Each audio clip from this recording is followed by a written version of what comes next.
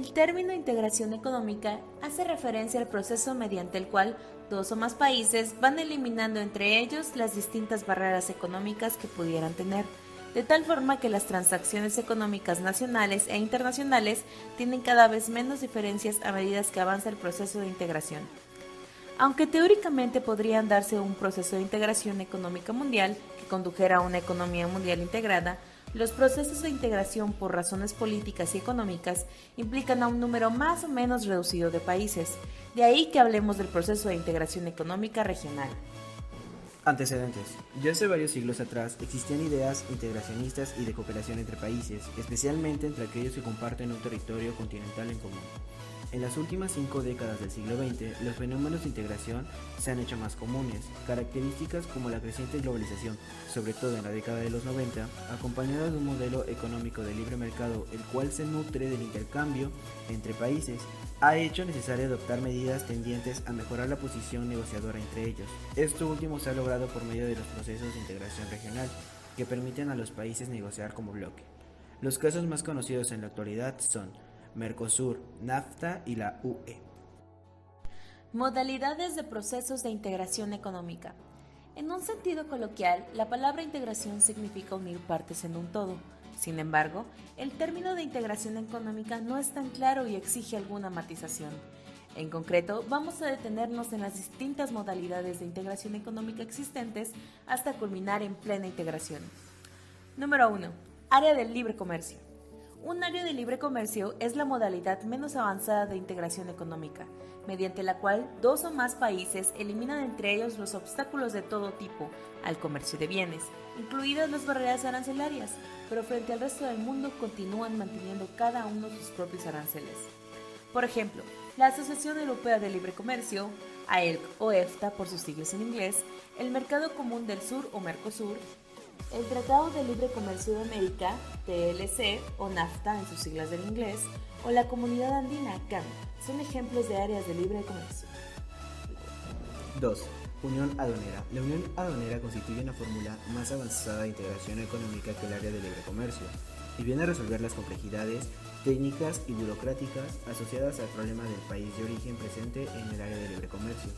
Una unión aduanera añade al área de libre comercio el hecho de que los países que la forman no se limitan a eliminar las barreras arancelarias que obstaculizan el comercio entre ellos, sino que además establecen un arancel común frente al exterior. Por ejemplo, la Comunidad Económica Europea, en su formación del Tratado de Roma de 1957, y el Mercosur constituyen ejemplos de la unión aduanera. Número 3. Mercado común. Un mercado común es una forma de integración económica en la que dos o más países, además de formar una unión aduanera, adicionalmente permiten el libre movimiento de los factores productivos entre ellos, es decir, establecen libertad de circulación del capital y del trabajo. Aunque la Comunidad Económica Europea habitualmente se denominó Mercado Común Europeo, en realidad constituyó exclusivamente una unión aduanera, ya que se alimentaron las trabas comerciales discriminatorias entre los Estados miembros, a la vez que se fijó un arancel común frente al resto del mundo. Esto es un claro ejemplo del mercado común. 4. Unión económica. La unión económica es una forma de integración superior a la del mercado común, que añade armonización a las políticas económicas nacionales en un intento de eliminar la discriminación que puede producirse por diferencias en dichas políticas.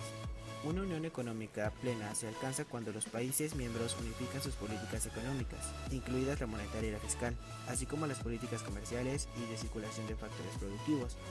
Podemos verlo reflejado en los países de la Unión Económica y Monetaria, pues no solo han apostado por constituirse como una unión económica y así obtener plenamente los beneficios de esta, sino que también han considerado conveniente que vaya acompañado de la unión monetaria, logrando el establecimiento de una moneda única. Objetivo de las barreras arancelarias y no arancelarias. Las barreras arancelarias se refieren a la imposición de impuestos a los artículos importados con el objetivo de hacerlos más caros que el producto nacional e incrementar la competitividad de los productos domésticos. Este tipo de impuestos se denomina en aduanas como arancel. Los aranceles se clasifican en varias clases. Arancel ad valorem. Este se impone por un porcentaje fijo sobre el valor monetario de la mercancía en aduana. Arancel específico. Se establece por el volumen o cantidad de la mercancía sin importar su valor en dinero. Arancel mixto es el que está compuesto por un arancel ad valorem y un específico que graban simultáneamente la importación. Arancel cupo.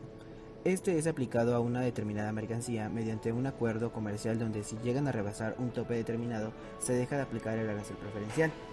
Arancel estacional es el que establece en determinadas temporadas del año y se incrementa conforme la demanda aumenta. Arancel prohibitivo es un arancel que puede llegar a ser demasiado alto que hace imposible que el mercado meta sea atractivo. Importancia de los procesos de integración económica regional y sus efectos. En las últimas décadas se han producido un aumento importante de los procesos de integración económica regional, en especial en lo que se refiere a la constitución de bloques comerciales. A principios del año 2000, casi la mitad del comercio mundial se ha desarrollado en el interior de bloques comerciales en funcionamiento. Toda esta proliferación de acuerdos comerciales debe de llevar a plantearse hasta qué punto resulta conveniente. Si comparamos el establecimiento de bloques comerciales con una política de libre comercio, la valoración que podemos hacer es claramente negativa. Es por eso que analizaremos las ventajas y desventajas de la integración económica. Ventajas de la integración económica. 1. Avances en el proceso de industrialización y obtención de economías de escala. 2. Atenúa tensiones de los países limítrofes. 3. Incrementa la capacidad de negociación conjunta. 4. Impulsa la tendencia de unificación. 5. Fortalece los procesos democráticos.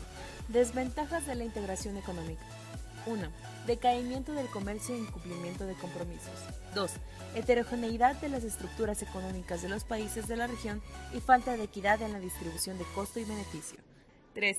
Heterogeneidad de los regímenes políticos durante los procesos y falta de estabilidad en las políticas económicas.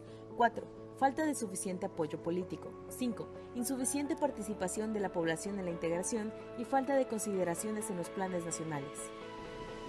Conclusión. Es necesario reconocer que la integración económica es posible gracias a la voluntad por parte del poder político de cada uno de los países que se hacen partícipes dentro del proceso de integración. Lo anterior nos lleva a afirmar que la integración es un proceso esencialmente político.